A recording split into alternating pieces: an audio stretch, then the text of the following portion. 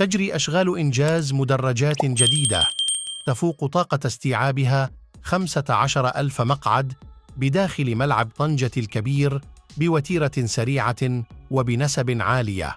وانتهت الشركة المكلفة من بناء أساسات المدرجات التي ستضاف إلى هذه المنشأة الرياضية في إطار أعمال التوسعة التي ستمكن ملعب طنجة الكبير من طاقة استيعابية جديدة تصل لأزيد من 90,000 متفرج، حيث جرى الانتهاء من حفر وإزالة حلبة السباق الزرقاء بعمق يتجاوز 4 أمتار إلى جانب إنشاء ممر خاص ومكان مخصص لكبار الشخصيات.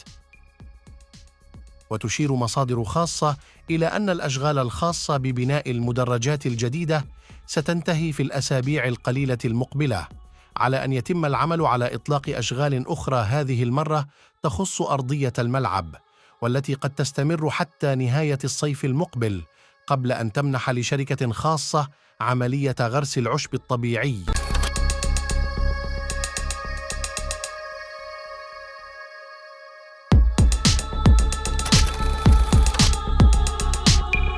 يواصل المغرب بناء واحدا من أضخم وأجمل الملاعب في إفريقيا بمدينة الرباط بسعة تناهز 70,000 مقعد عوض 65,000 في السابق، وسيكون الملعب مغطى بالكامل وسيحتضن جزءا من مباريات كأس إفريقيا 2025 بما في ذلك الافتتاح والنهائي، كما سيحتضن مباريات كأس العالم 2030.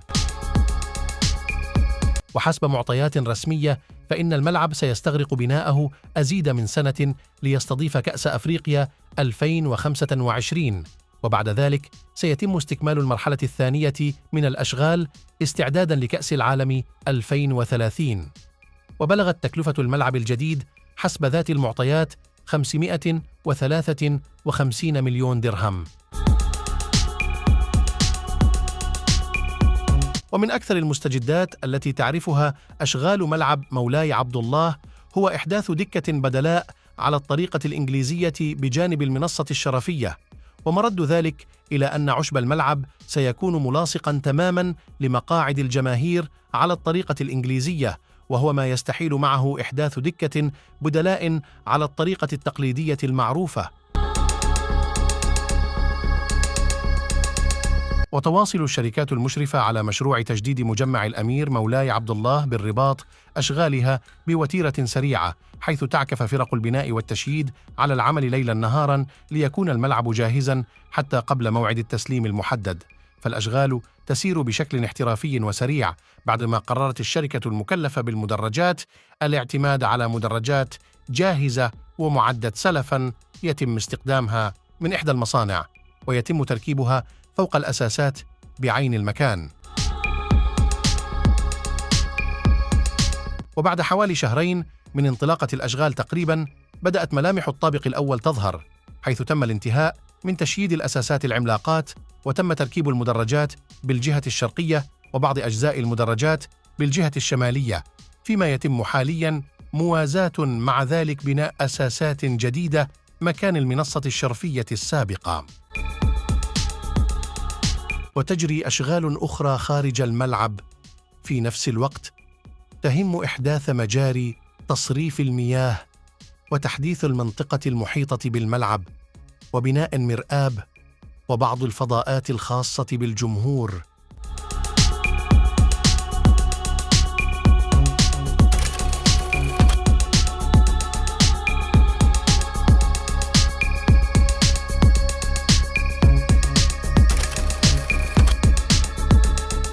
تستمر أشغال إعادة تهيئة وتحديث ملعب فاس الكبير على غرار عدد من الملاعب بالمغرب، وذلك في إطار استعدادات المملكة لاحتضان تظاهرات رياضية كبرى بداية من كأس إفريقيا سنة 2025.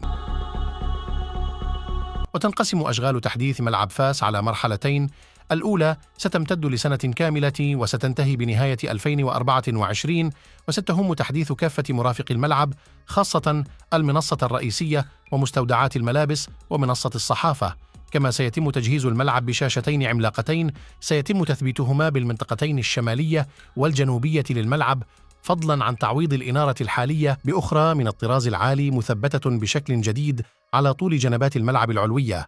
كما سيتم في المرحلة الأولى الاهتمام بمحيط الملعب والشكل الخارجي من خلال توفير فضاءات ملائمة لاستقبال الجماهير في أحسن حلة، بالإضافة لتوسعة طاقة الملعب الاستيعابية بشكل ظرفي في أفق تطوير شامل بعد كأس أفريقيا 2025.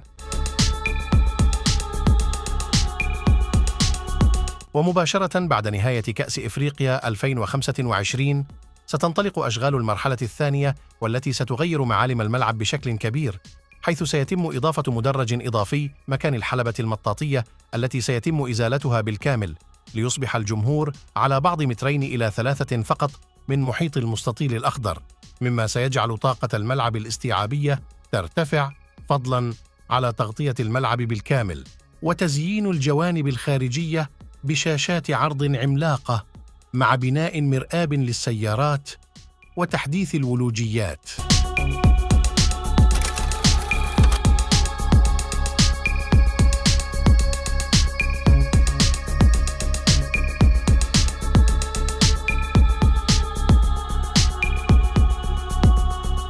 انطلقت أشغال تهيئة محيط ملعب أدرار بأكادير في انتظار نهاية الموسم لبداية تهيئة داخل الملعب. مصادر ذكرت أن الأشغال تهم استكمال أشغال القرية الرياضية التي تضم عدة مرافق رياضية جديدة، بما في ذلك قاعات مغطاة ومسابح وملاعب للقرب والمساحات الخضراء، كما أنه سيتم إحداث قطب رياضي جديد ومركز للطب الرياضي. تكلفة المشروع ستبلغ 300 مليون درهم، بالإضافة لتكلفة إضافية لتغطية الملعب وإزالة المضمار وإنشاء مدرجات قريبة من أرضية الملعب تقدر ب600 مليون درهم. ملعب أدرار بات مرشحاً بقوة لاستضافة كأس أفريقيا سنة 2025 إلى جانب ملاعب مدن مغربية أخرى.